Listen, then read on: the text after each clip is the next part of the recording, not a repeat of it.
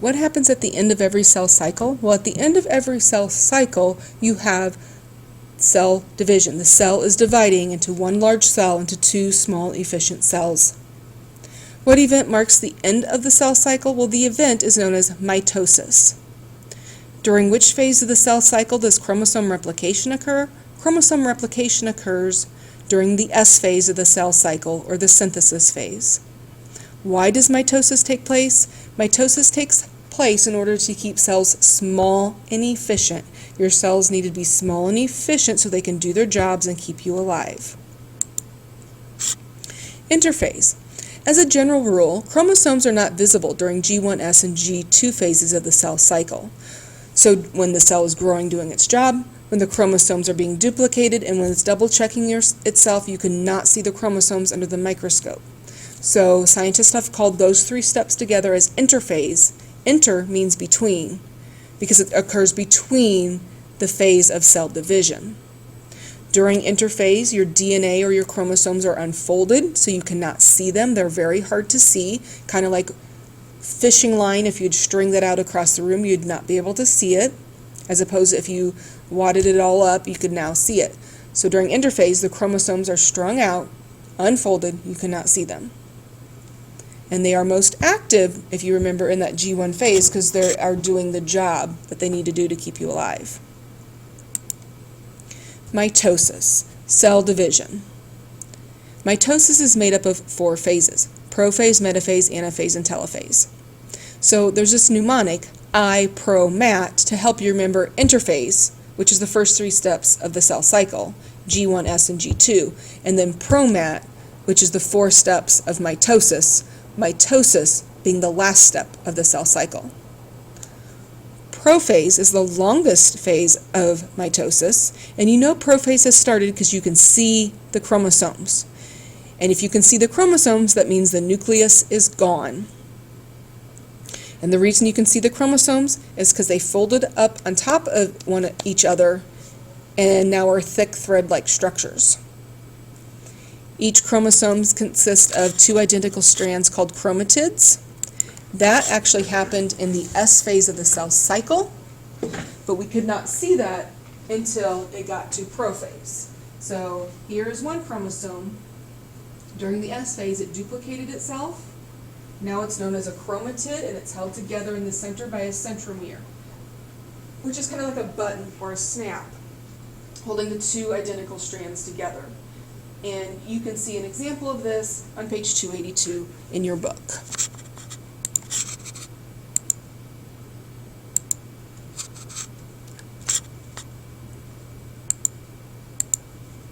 In prophase, the chromosomes are scattered everywhere. They don't have a house anymore. The nucleus is gone.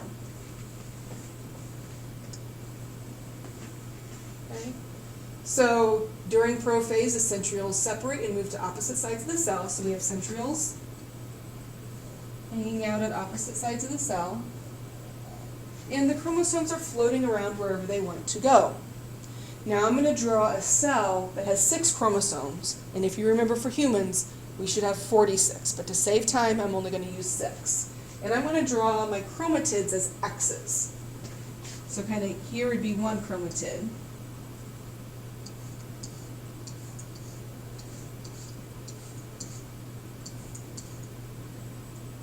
Here being one chromosome, there's its duplicate chromosome. Okay? So this is prophase. Another thing that happens in prophase is microtubules will grow off of the centrioles, hook to the chromosomes, and help move the chromosomes around the cell. And once the microtubules grow long and stringy, they're called spindle fibers.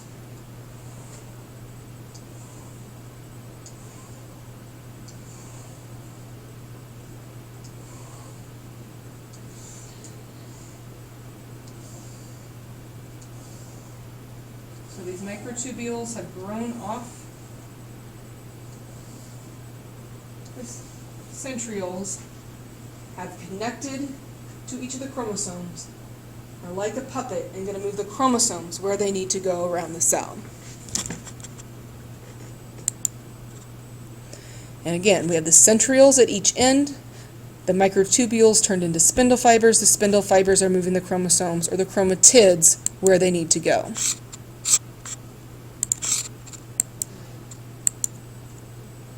The second step of mitosis is metaphase.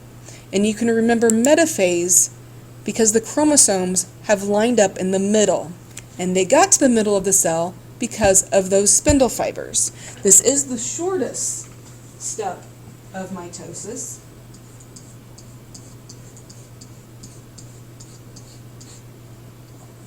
You still have your centrioles.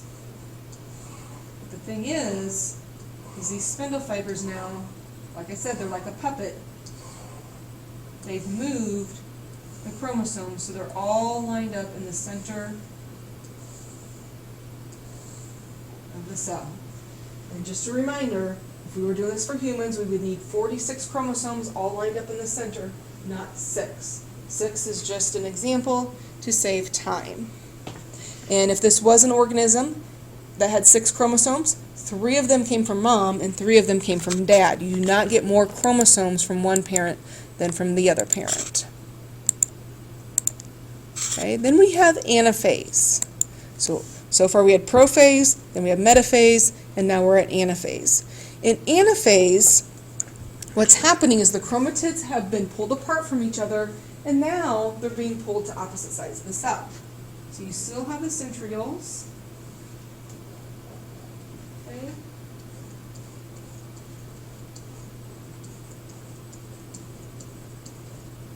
And you still have the spindle fibers doing their job of moving. They're technically not chromatids anymore because they're not hooked together. But what's happened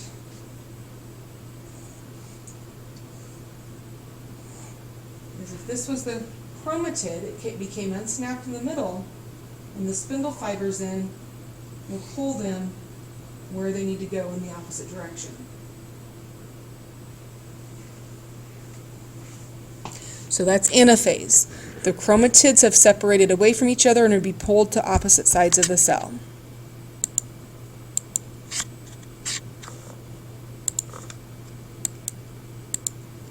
Telophase. Telophase is the last step of mitosis. So it's the very last thing that's going to happen to a cell in the cell cycle. You know telophase has started is because you can start to see 2 new cells. You know it's done when you can see a nucleus. In other words, you can't see chromosomes anymore. If you can see chromosomes, you are in mitosis. Prophase, metaphase, anaphase, telophase, you can see chromosomes. If you can't see chromosomes, you're either in G1S or G2, or you could say interphase. So with telophase, what happens is the cell membrane kind of pinches in .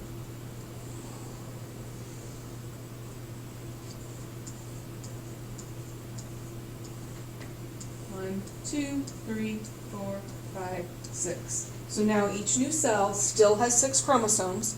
We started with 6, we ended with 6. The chromosome number does not change. You do not want your chromosome numbers in your cells to change. But if you look, they are a single chromosome. They are not an X anymore. The X means a chromatid, which is a duplicated chromosome. That came about during the S phase of the cell cycle, which meant the cell was too big to do its job. By the time you get done, by the time you're at telophase, the big cell has split into 2. It's small enough, so we're back to chromosomes, 6 on each side. Just a reminder, humans have 46 chromosomes in their body cells, but 23 somatic cells. You have 23 chromosomes in your somatic cells. And if you have no idea or can't guess what your somatic cells are, they are your sex cells. You need 23 chromosomes in your sex cell so that when the sperm with 23 and the egg with 23 come together, so when the sperm fertilizes the egg, you have a child that's at 46. You do not want a 46 cell and a 46 cell to come together, because then your child will be at 92, and that is not a good thing. In fact, the child would not live. Most children that have 47 or 48 chromosomes do not survive.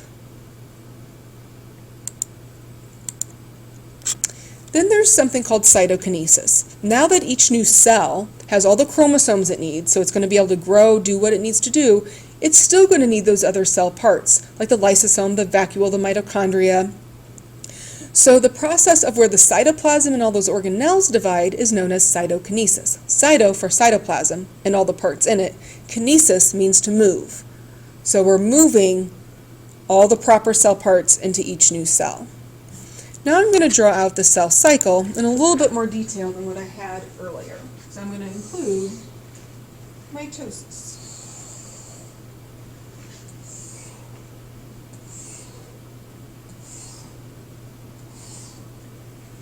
G1, we have growth. And we have 46. For humans, 46 chromosomes. And you have S, which is synthesis of the chromosomes. So we are at 46 and 46. And then you have G2, G2.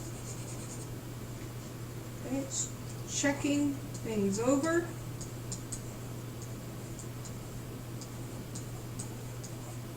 But you still have 46 and 46, which is technically 92, which you do not want.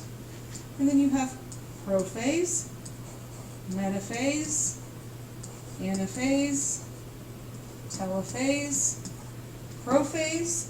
We still have 2 sets of 46. Metaphase, we still have 2 sets of 46.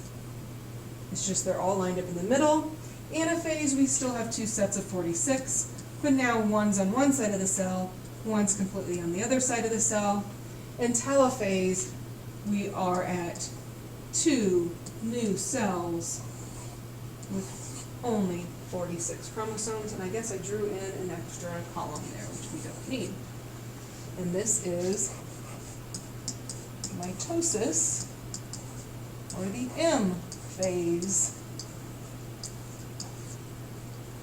of the cell cycle. G1, S, G2, M is the cell cycle. M is broken down into pro, meta, ana, and tele.